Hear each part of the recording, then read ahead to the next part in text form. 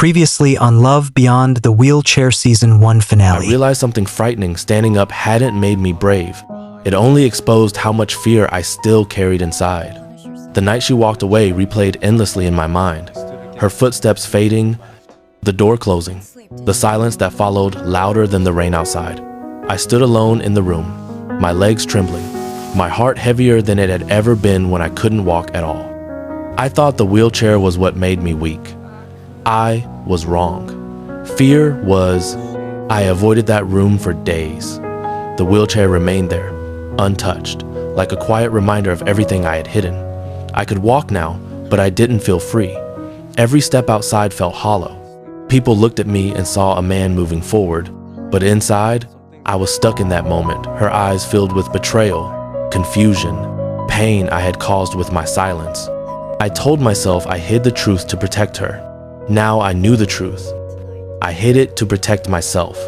I started remembering the early days, the way she spoke to me without pity, the way she treated me like a man, not a condition. She never stayed because she thought I was broken. She stayed because she saw something worth loving, and I repaid that love with deception. The realization crushed me. Love wasn't something fragile I needed to shield her from. It was something strong enough to survive the truth if only I had trusted it. When my sister visited, she didn't look at me with sympathy. She looked at me with disappointment mixed with understanding. She told me something I wasn't ready to hear, that honesty delayed becomes dishonesty, no matter the intention. She said love doesn't need perfection, but it does demand courage. That night, her words stayed with me as I stared at the ceiling, listening to the hum of the city outside, wondering how I had been brave enough to relearn walking, but too afraid to relearn honesty. I went back to places that carried our memories, the cafe where we shared quiet smiles, the streets we walked together, the river where city lights danced like fragile hopes on the water. Every place felt incomplete without her presence. I practiced apologies in my head, but none of them felt enough. How do you apologize for making someone doubt whether your love was real?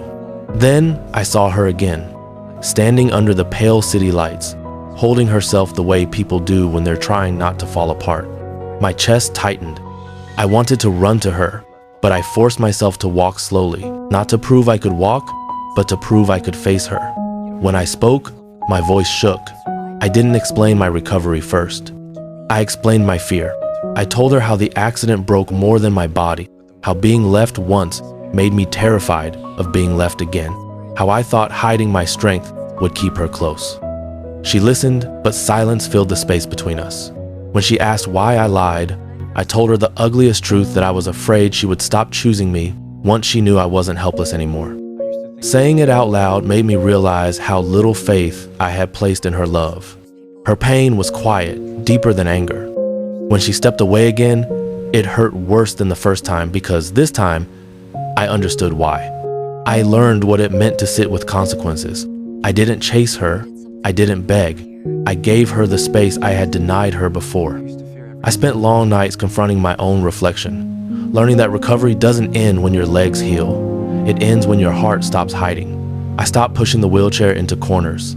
I let it stay where it belonged, not as a symbol of weakness, but as proof of survival. Slowly, conversations returned, careful, honest. We talked about pain, about trust, about how love changes when truth is delayed. I listened more than I spoke. I let her anger exist without trying to erase it. And in that patience, something shifted. Love didn't rush back. It rebuilt itself quietly. I finally understood it was never about who stood or who sat. It was about who stayed emotionally present. When she reached for my hand again, it wasn't because I could walk. It was because I finally stood still long enough to be honest. I stopped performing strength. I stopped pretending to be unbreakable. I let myself be fully seen scars, fear, guilt, hope, all of it. I realized how much we had both grown. I brought her to a place that symbolized rebuilding a space filled with light, quiet air, and new beginnings. I told her that losing her almost cost me myself, and finding honesty gave me more strength than walking ever did. I didn't promise her a future without pain. I promised her a future without lies. When she chose me again, it wasn't dramatic. It was soft, real, and that was enough. Standing there, holding her hand, I understood something I wish I had known earlier. The wheelchair was never the enemy. Fear was. And love didn't remove my scars.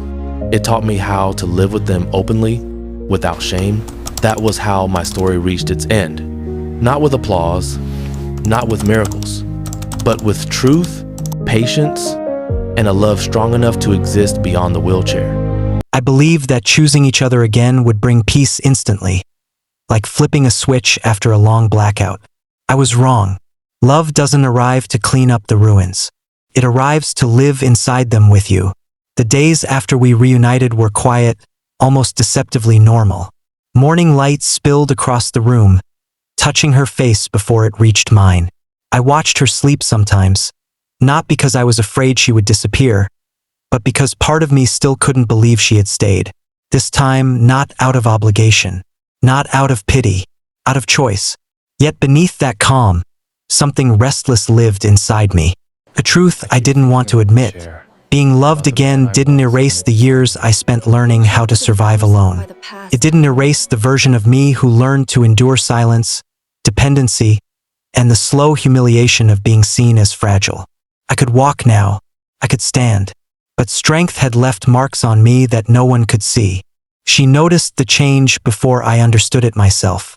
The pauses in my laughter, the way my eyes drifted away when conversations felt too close.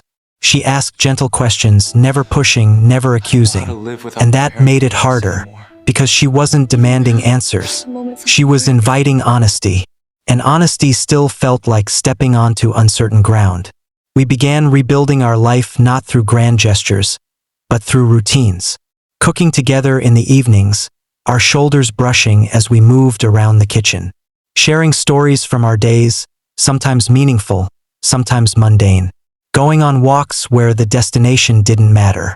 I realized how much of my old relationship with movement had been about proving something, to myself, to others, to the world. Now, walking beside her, I learned to move without performance. Still, memory has a way of interrupting peace. Certain streets triggered flashes of the past. The echo of wheels on pavement. The weight of eyes lingering too long. Moments when I'd catch my reflection in glass and remember the man who once believed love could only exist if he was weak enough to be needed. Those thoughts didn't announce themselves loudly. They slipped in quietly, disguising themselves as tiredness, as distraction, as silence. One evening, as the city settled into its familiar hum, she asked me a question that cut deeper than any confrontation ever could. She asked me what frightened me now. Not what frightened me before the accident, not what frightened me during recovery, but now in the calm, in the safety, in the love that had chosen to stay. I searched for an easy answer and found none. The truth surprised me when it surfaced.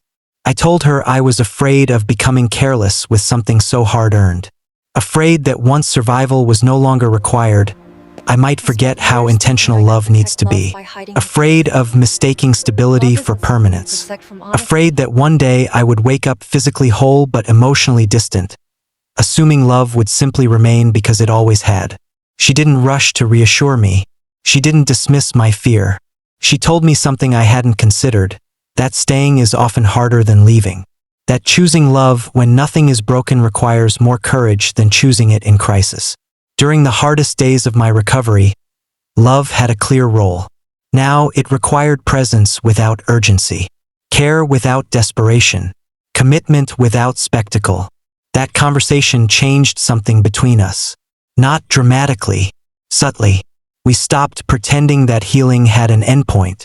We stopped treating love like a reward for surviving pain. We allowed it to be what it really is. A daily decision layered with memory, fear, hope, and trust. I began to understand that my fear wasn't about losing her. It was about being fully seen now that I could no longer hide behind damage.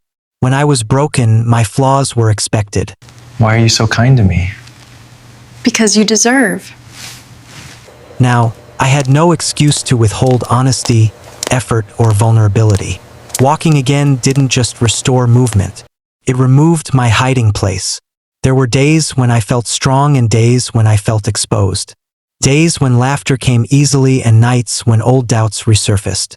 But this time, I didn't retreat into silence. I spoke. I listened. I stayed present even when discomfort asked me to run. And she met me there.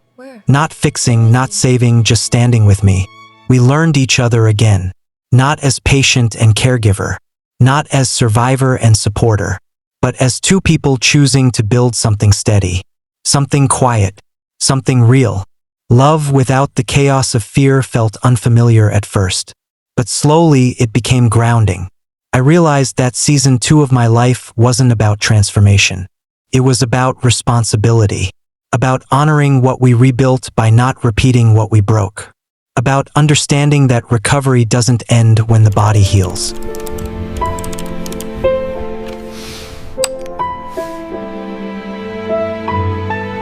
It continues every time you choose honesty over comfort, presence over avoidance, courage over habit. And as I held her hand one night, watching the city lights flicker below us, I knew this chapter wouldn't be loud or dramatic. It wouldn't rely on miracles or tragedy. It would rely on intention, on staying, on loving without conditions. This was not the story of a man who learned to walk again.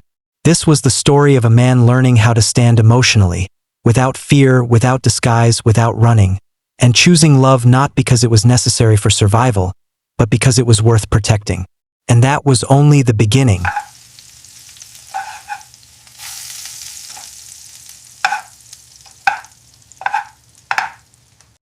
I hope you enjoyed the first episode of another phase of how I found love in a wheelchair. Please like, share, comment, and subscribe to my YouTube channel at Akamovies for my next episode.